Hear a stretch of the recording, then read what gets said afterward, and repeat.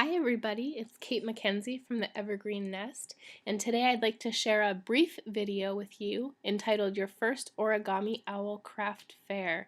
And in it, I have 5 brief tips for success for you. Today is Tuesday, and I just am coming out of a weekend of craft fairs. Saturday and Sunday were my very first craft fairs, and I learned a whole bunch, so I wanted to make this video with the hopes that it would be helpful to you when you do your first craft fair. So let's get started.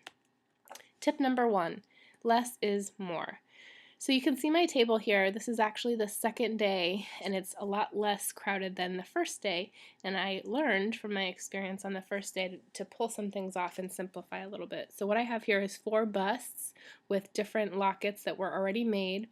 So I put some charms in there to give them an idea of what a locket, a finished living locket, would look like. So each locket had its own theme, and then in the center there, they've got a tree with the chocolate, rose gold, and black lockets.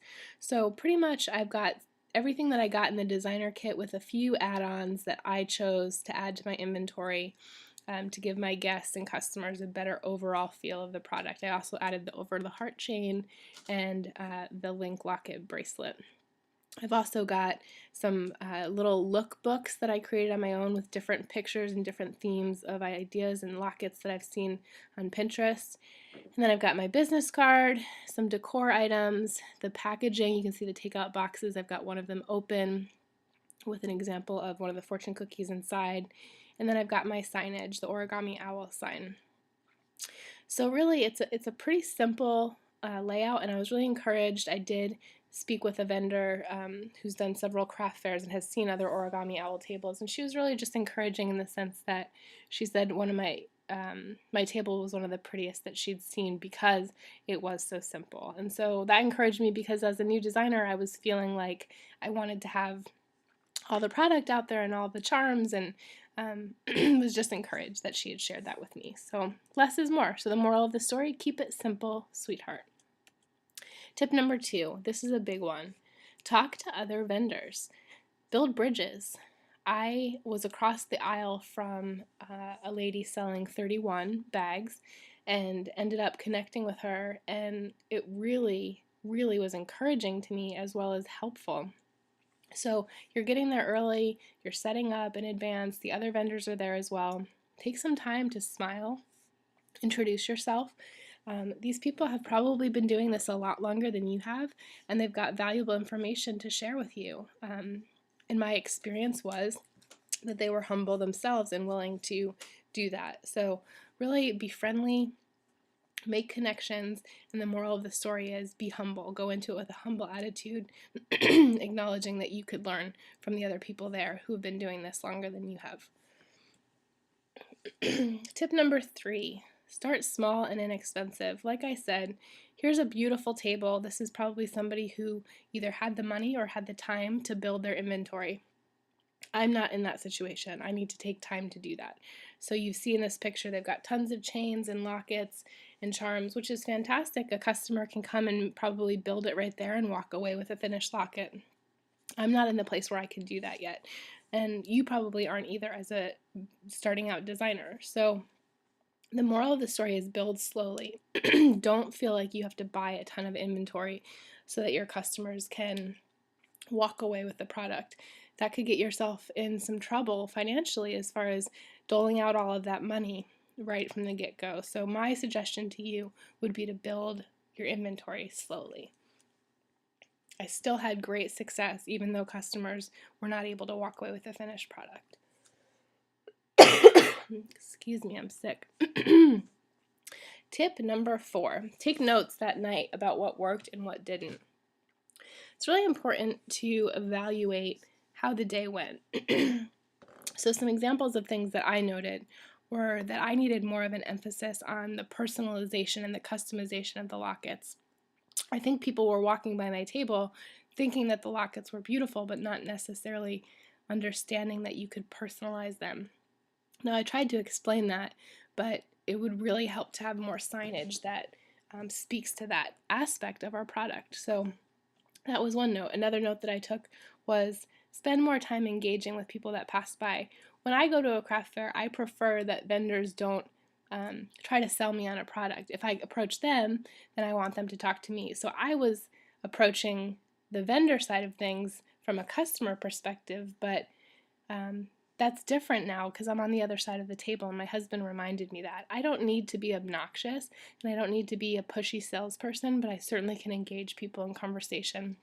And I started to do that more the second day, and it was really fruitful. Even if somebody didn't make a purchase, I was able to give them my card, and who knows if that'll turn into a sale down the road. My hope is that it will. But it never hurts to take the time to put yourself out there and be friendly, explain the product. Excuse me, I'm so sorry. And see where it goes. So more engagement with the people that stop by my table.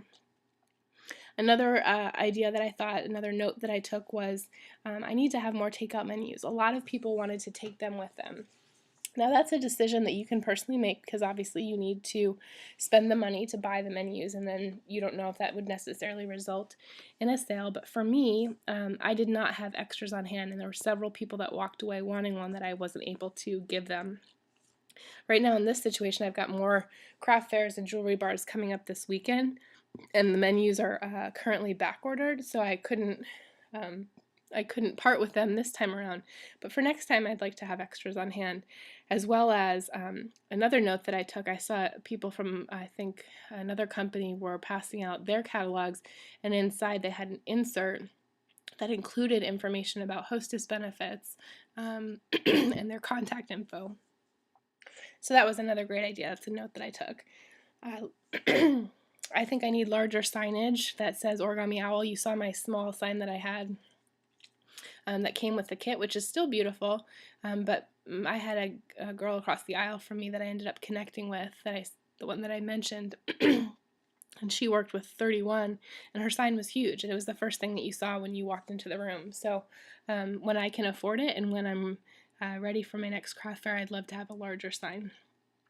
Last note that I took that was really awesome idea, also from the gal that works for 31, was having a free raffle giveaway where customers that are walking by, there's no purchase to enter, and they fill out a form with their information and put it into a drawing, and you give away a prize.